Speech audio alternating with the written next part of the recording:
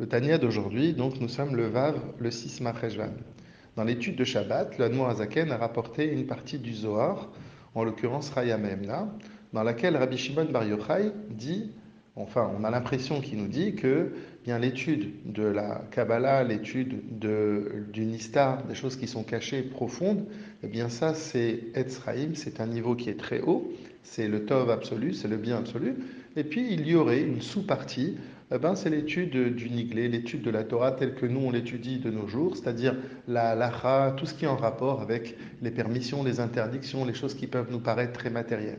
Et déjà hier, l'Admorazaken nous a dit qu'on ne peut pas dire ça, que toute la Torah c'est Etz HaChaim, que toute la Torah, quelle que soit la partie de la Torah, ça vient, c'est la parole d'Hachem.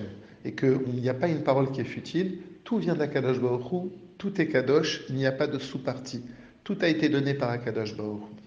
Deuxième chose, que si on voit bien que l'étude de la Torah, elle peut même repousser le fait de faire sa tfila, pour certains, dans des cas bien évidemment extrêmes, et donc si la Torah, même l'étude des halachot, ont ce pouvoir-là, c'est que finalement ils ont un surplus, alors que la tfila, c'est quelque chose qui est extrêmement élevé. Le Admorazakan aujourd'hui va juste compléter les questions pour bien terminer et dire, bien marquer le coup et dire que c'est pas possible de dire qu'il y a deux niveaux de Torah. Il y a la Torah, ça vient d'Hachem.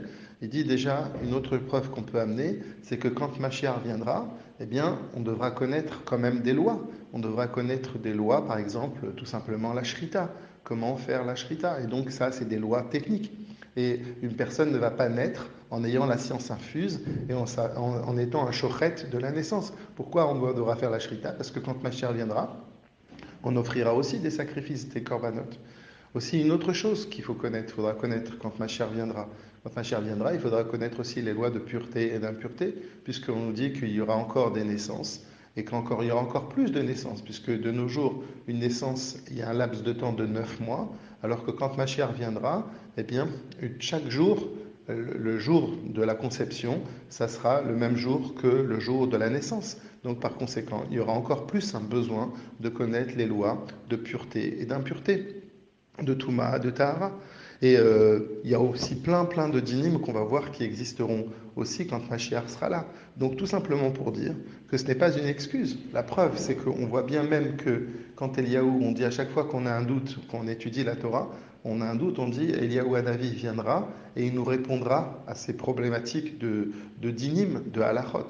Donc tout ça pour dire qu'on ne peut pas faire de séparation. On ne peut pas dire, sinon on peut pas dire pendant la galoute, eh bien, c'est le monde de la halacha, le monde du niglé. Et quand Mashiach viendra, ça sera le monde de la Kabbalah. C'est pas du tout ça. Et en fait, derrière les paroles de Rabbi Shimon Bar Yochai, qui nous avait expliqué qu'il y a deux concepts dans la Torah, eh bien, ça ne veut pas dire qu'il y a deux sous-parties. Il y a une sous-partie, pardon. Ça veut dire qu'il y a peut-être deux approches différentes. Et c'est ce qu'on va étudier demain.